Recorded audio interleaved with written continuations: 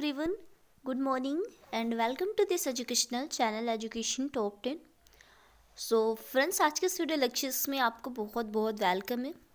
And आज आप पढ़ने वाले हैं टोटी पोटेंसी, जो एमएससी बॉटनी 401 का आपका यूनिट फर्स्ट का टॉपिक है, जिसमें आपका cell tissue and organ cultures है। तो इसको आज आपको ब्रीफली कवर करना है कि टोटी पोटेंसी, जिसको आप पूर्ण सशक्तता कहते हैं, होता क्या है, क्योंकि ये इम्पॉर्टेंट है, यूनिट फर्स्ट का ही एक पार्ट है। सो आपको इसको कवर कर लेना है। पूर्ण सशक्तता अथवा टोटी पोटेंसी की बात करें कि इस टर्म को, इस कंसेप्ट को दिया किसने था बेसिकली, तो इस कंसेप्ट को गॉटलिब हैबरलैंड ने दिया था, 1902 में दिया था। कब दिया था? 1902 में गॉटलिब हैबरलैंड ने दिया था। और इस क्वेश्चंस को आपको प्रिपेयर करना है, वन लाइन क्वेश्चन होगा, क्योंकि आपसे कभी जब वन लाइनर शॉर्ट क्वेश्चन के थ्रू ऑब्जेक्टिव टाइप में पूछा जाता है, तो आपको कुछ ऐसे क्वेश्चंस प्रिपेयर कर लेने हैं जो एग्जाम के लिए आपके काफ़ी बेनिफिशियल रहेंगे। अब यहाँ पे बात करेंगे फ्रेंड्स पूर्ण सशक्तता, जिसको अपन टोटी पोटेंसी कहते हैं। तो जब किसी प्लांट की सेल, जैसे कल मैंने आपको पिछले वीडियो लेक्चर्स में पढ़ाया था cell organ and tissue culture, जो लेबोरेटरी में आप एक प्लांट की सेल को लेके, जहाँ पे सेल ऐसा डिवीज़न पार्ट जहाँ से सेल एक नई ग्रोविंग पार्ट बना लेता है और एक नई सेल को प्रोड्यूस करता है, यानी कि नई सेल जनरेट हो जाती है। तो जब आप लेबोरेटरी के अंदर कोई भी चीज़ ले जाते हैं, प्लांट का कोई भी पार्ट ले जाते हैं जो जनरेशन के, जो जनरेट होने के लिए बना होता है, जैसे टिश्यूज़ हो गए, ऐसे प्लांट्स के बहुत सारे पार्ट्स हैं जो ग्रो करते हैं, एक नए तरीके से डेवलप होकर एक नया प्लांट बॉडी जनरेट कर देते हैं। तो क्या हुआ कि यहाँ पे देखेंगे कि प्लांट सेल जो होती हैं बेसिकली, एक सेकेंड में कलर ले लेते हैं, इसके बाद चलते हैं।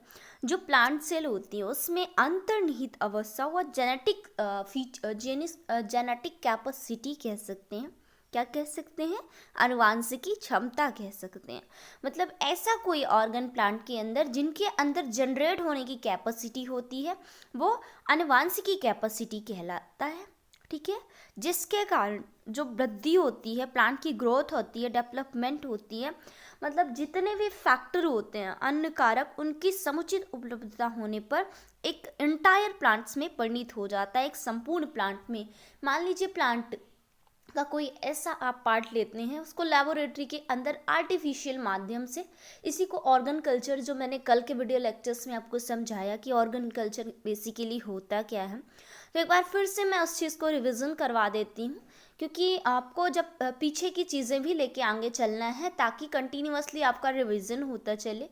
तो मैं एक बहुत ही ईजी लैंग्वेज में आपको डिफ़ाइन करूँगी कि plant tissue and organ culture, जब आप आर्टिफिशियल तरीके से लेबोरेटरी के अंदर प्लांट का कोई ऐसा ओरिजिन जो पार्ट होता है, जो जनरेट हो सकता है, रिप्रोडक्ट हो सकता है, फर्टिलाइट हो सकता है, तो ऐसा पार्ट लेंगे आप और उसको क्या करेंगे, उसको लेबोरेटरी के अंदर एक ऐसा मीडियम, टेम्परेचर, प्रेशर, जहाँ से मतलब कुछ ऐसे जो मिनरल्स होते हैं, कंपोनेंट्स होते हैं, न्यूट्रिएंट्स मीडियम, इसको कहते हैं पोषक माध्यम, वहाँ से आप आर्टिफिशियल तरीके से उसको, जैसे कैल्शियम हो गया, पोटेशियम हो गया, बहुत सारे ऐसे मिनरल्स कंपोनेंट्स होते हैं जिनकी बेसिकली प्लांट को नीड होती है। क्यों होती है?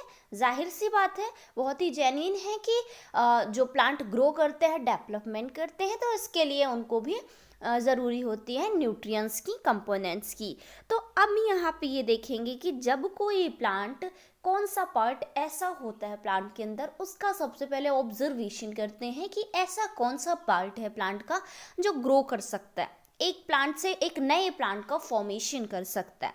तो वहाँ से एक पार्ट उठाते हैं प्लांट का और लेबोरेटरी के अंदर ले जाते हैं। बेसिकली ये सबसे पहले आइडेंटिफाई करते हैं फ्रेंड्स कि उसके अंदर जनरेशन की कैपेसिटी है या नहीं है, इसके अंदर जो जेनेटिक फीचर्स हैं या नहीं है, टिश्यूज़ हैं, सेल हैं। जैसे आपको पता है, मैंने सेल, जो मेरा पुराना चैनल 3 महीनों के लिए मैक्सिमम टर्मिनेट हो चुका है, किसी ने कॉपीराइट स्ट्राइक कर दी है, तो उस चैनल पे मैंने बताया था बेसिकली आपको कि सेल क्या होता है। सेल एक डिवीज़न पार्ट होता है, एक नई सेल का फॉर्मेशन कर सकता है। ठीक है। जब कहीं आपको चोट लगती है बॉडी में ना, तो वहाँ पे भी बहुत सारी ऐसी सेल्स रहती हैं, प्रोड्यूस हो जाती हैं, नई सेल बना लेती हैं, आपकी स्किन आ जाती है, स्किन सेल्स होती हैं, बहुत सारी ऐसी बॉडी के हर एक पार्ट पे सेल होती हैं। बेसिकली सेल का ही जो एक कलेक्शन होता है वो टिश्यू होता है। मैंने कल भी बताया था आपको, और ये चीज़ आज भी आपको बताने की ट्राई कर रही हूँ कि जो सेल का कलेक्शन होता है, बहुत सारी छोटी छोटी सेल्स मिलकर टिश्यू बनाती हैं और टिश्यू ऑर्गन्स बनाते हैं, ठीक है।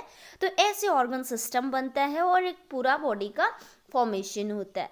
अब यहाँ पे बात करते हैं कि जो मैं इस लेक्चर को आप ध्यान से सुनिएगा कि जब किसी प्लांट का ऐसा पार्ट जो जनरेशन की एज स्टेज पर हो, मतलब जनरेशन की स्टेजेस पर हो, जहाँ से वो जनरेट हो सकता है, उसके आनुवंशिकी फीचर दिखते हो कि अब इससे नया प्लांट्स फॉर्मेट किया जा सकता है, नए प्लांट का प्रोडक्शन किया जा सकता है, ठीक है। तो ऐसा आप पार्ट लेते हैं, ठीक है। इसमें ये देखते हैं कि जो सेल होती है उसकी जो फीचर्स है, क्या उसमें फीचर्स हैं कि ये ग्रो कर पाएगा, एक नई सेल को जनरेट कर पाएगा। तो ये सारी चीज़ें ऑब्जर्वेशन करती हैं पहले ही, लेबोरेटरी के अंदर ले जाने के पहले ही। जब आपको पता होता है कि ये प्लांट का ऐसा पार्ट जो जनरेट हो सकता है, ठीक है, एक नए प्लांट को फॉर्मेट कर सकता है, नए प्लांट को प्रोड्यूस कर सकता है, तो वो पार्ट्स आप ले लेते हैं। जिसके फलस्वरूप क्या होता है, वो जो सेल होती हैं, जैसा कि मैंने बताया, सेल में डिवाइडेशन की कैपेसिटी हो जाती है। जैसे सेल का एक पार्ट है सेल, तो आपको पता है जो ह्यूमन बींग्स की एक स्ट्रक्चरल एंड फंक्शनल यूनिट मानी जाती है बेसिकली, क्योंकि सेल बहुत ही, सेल से ही बॉडी तो बनता है, सेल से टिश्यूज़ बनते हैं, टिश्यू से ऑर्गन्स बनते हैं, ऐसे ही एक पूरा स्ट्रक्चर बनता है बेसिकली। अब यहाँ पे हम बात करें कि सेल होता क्या है, सेल कैसे डिवाइड होता है, तो सेल में जो डिवाइडेशन की कैपेसिटी है टाइम पीरियड आने के बाद, मतलब उनके अंदर, बॉडी के अंदर या फिर प्लांट, जो कुछ ऐसे एंजाइम्स हार्मोन्स होते हैं जो उसको डिवाइडेशन के लिए प्रोवोक करते हैं, यानी डिवाइडेशन के लिए बार बार वहाँ पे वो एंजाइम्स वर्क फॉर्म कर रहे होते हैं, अपना वर्क परफॉर्म करते हैं, जिसके कारण इस सेल को डिवाइड होना ही पड़ता है। अब एक सेल है, मान लीजिए एक सेल से दो सेल्स डिवाइड हो चुकी, ठीक है। मतलब इंसान में डेली बात करें तो असंख्य जो सेल्स होती हैं डिवाइडेड होती हैं डेली ही बेसिस पे। तो यहाँ पे जब सेल, एक सेल से दो सेल बन गई, अब इन दो सेल से भी अलग अलग सेल्स बन गई, तो ऐसे सेल का, बहुत सारी सेल का कलेक्शन इकट्ठा होता है और टिश्यू बना देता है। क्या बना देता है? कलेक्शन ऑफ सेल ही बेसिकली टिश्यू कहलाता है। कोई आपसे पूछता है कि ऊतक क्या है, तो आप बता देंगे कलेक्शन ऑफ सेल। अब इतनी बात आपको समझ में आ गई होगी, तो आगे भी समझने की कोशिश करिएगा कि कोशिका की जो लाक्षणिक विशेषता होती है कि उसमें डिवाइडेशन की कैपेसिटी होती है। कोई भी ऑर्गन बेसिकली जो डिवाइड होता है, जैसे आपने वेजिटेटिव रिप्रोडक्शन पढ़ा होगा प्लांट्स के अंदर, बेसिकली मैंने पढ़ाया भी है आपको। तो जो प्लांट होते हैं, एक प्लांट से कोई ऐसा ऑर्गन्स, ऐसा पार्ट जिसमें डिवाइडेशन की कैपेसिटी होती है, वो अलग हो जाता है प्लांट से, और वो अलग होकर एक नई प्लांट की जो स्पीसीज़ है, नया प्लांट अपने आप को फॉर्मेट कर लेता है, पूरी ही, मतलब एक न्यू बॉडी जनरेट हो जाती है। समझ में आया? तो ये होता है डिवाइडेशन की कैपेसिटी। सेल जो डिवाइड होती है उसके बाद एक नई सेल का फॉर्मेशन होता है, और जिसके फलस्वरूप जो भी कोशिकाएं बनती हैं, जितनी भी सेल्स बनती हैं, उसमें डिवाइडेशन की कैपेसिटी हो जाती है। और ऐसे में क्या होता है, जब सेल डिवाइड हो गई, तो सेल डिवाइड के बाद ऑब्वियस सी बात है कि टिश्यूज़ बनेंगे। कलेक्शन ऑफ सेल ही तो बेसिकली टिश्यू कहलाता है ना।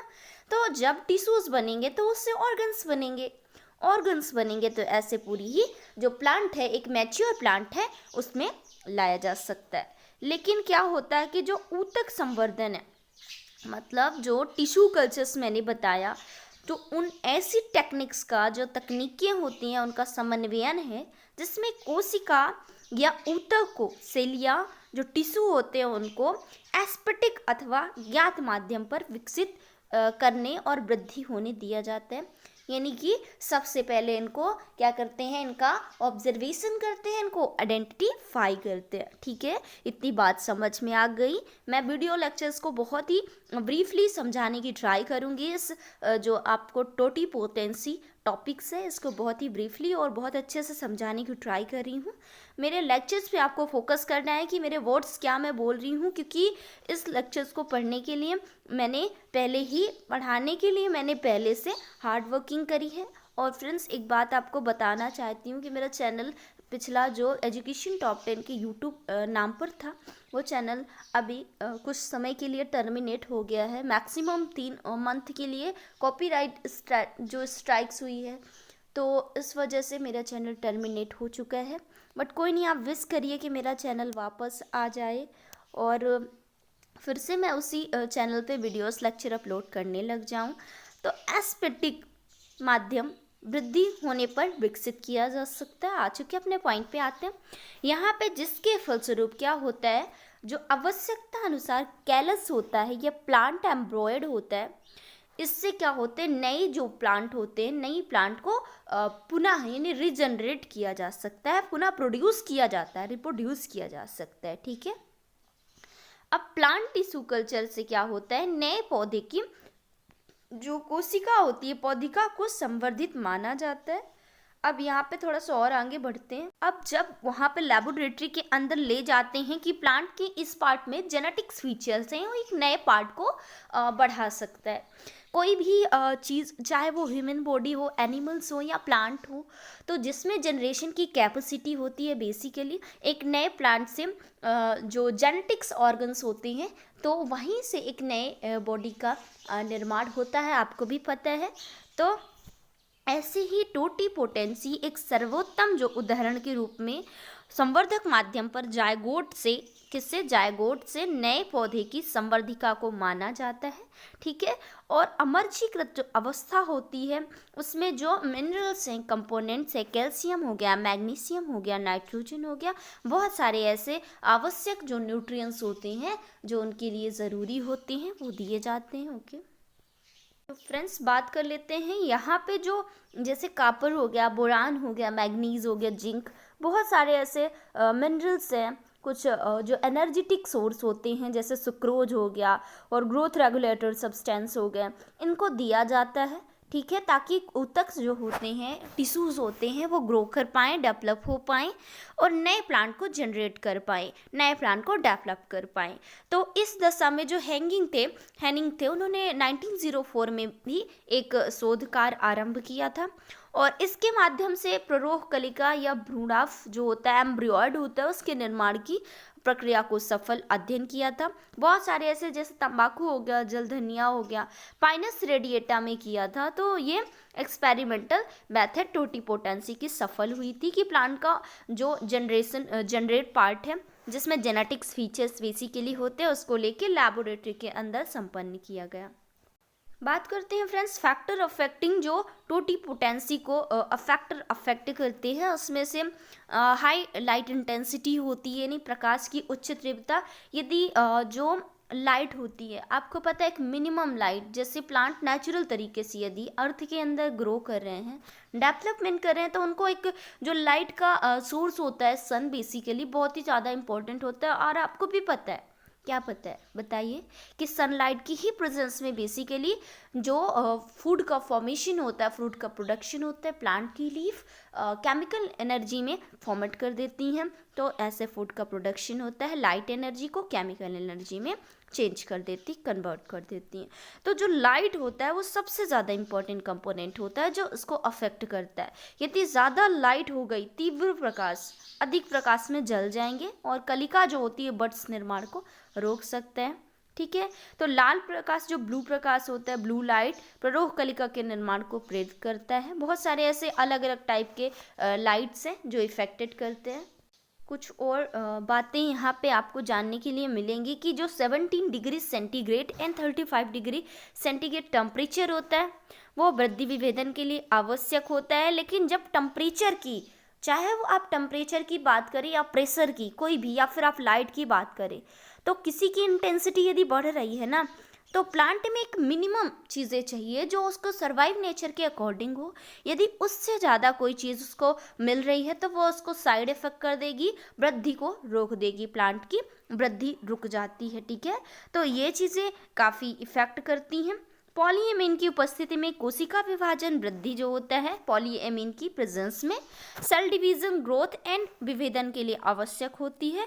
और पॉलीएमीन अधिक हो गई, पॉलीएमीन की उपस्थिति यदि अबनॉर्मल फ्लावरिंग हो जाएगी तो पुष्पन जो होता है उसका भी प्रेरण करती है। साइटोकाइनिन भी बहुत इंपॉर्टेंट है। साइटोकाइनिन, ऑक्सिन, बहुत सारे ऐसे हार्मोन्स होते हैं, प्लांट ग्रोथ रेगुलेटर सब्सटेंस होते हैं, सो वो भी इम्पोर्टेंट होते हैं। और नहीं भी होते हैं, किसी चीज़ की जो मैक्सिमम हो जाती है, मैक्सिमम क्वांटिटी साइड इफेक्ट करती है बेसिकली प्लांट की ग्रोथ एंड डेवलपमेंट को। आ गई बात समझ में फ्रेंड्स? तो कैसा लगा वीडियोस लेक्चर? एक चीज़ और, वीडियो लेक्चर्स में एंड में अपन सिग्निफिकेंस ऑफ टोटिपोटेंसी, उसका इम्पोर्टेंस जान लेते हैं कि क्यों आवश्यक है, कैसे महत्व है इसका। जो प्लांट की सेल होती हैं यानी कोशिकाएं होती हैं, टोटिपोटेंसी यानी पूर्ण सशक्तता, उसमें वृद्धि प्रजनन को संभव बनाती है। जैसे मैंने स्टार्टिंग में बताया कि वेजिटेटिव जो रिप्रोडक्शन होता है उसको कंप्लीट करवाती हैं। और जो लैंगिक जनन की अनुपस्थित होती है यानी सेक्सुअल रिप्रोडक्शन की ज़रूरत नहीं होती है, इसमें कोई पॉलिनेशन की प्रोसेस नहीं होती है। आप आर्टिफिशियल तरीके से लेबोरेटरी के अंदर प्लांट की वैरायटी को आप ग्रो करवा सकते हैं। ठीक है, तो इसलिए ये इम्पॉर्टेंट है और काफ़ी समय कम लगता है, क्योंकि लेबोरेटरी के अंदर जो आप न्यूट्रिएंट्स है, आवश्यक पोषक तत्व टाइम टू टाइम देते रहते हैं। तो अनेक जो मेडिसिनल होती हैं या संगंधनीय, जिसको अरोमेटिक तथा अन्य दृष्टि से आर्थिक महत्व वाले पौधे, तेजी से जनरेशन होती है, इनका तेजी से प्रोडक्शन होता है। ठीक है, जो विलुप्त प्राय रेयर जाति होती हैं प्लांट की, ऐसी स्पीसीज जो खत्म होने के संकट पर है, उनके लिए भी इम्पोर्टेंट होता है। तो ये काफ़ी इम्पोर्टेंट है फ्रेंड्स। आज के वीडियो लेक्चर्स के लिए इतना ही है। आई होप ये वीडियो लेक्चर आपको समझ में आया होगा टोटिपोटेंसी का, जो कि plant cell and tissue organ culture से MSc बॉटनी 401 का एक टॉपिक रहा है।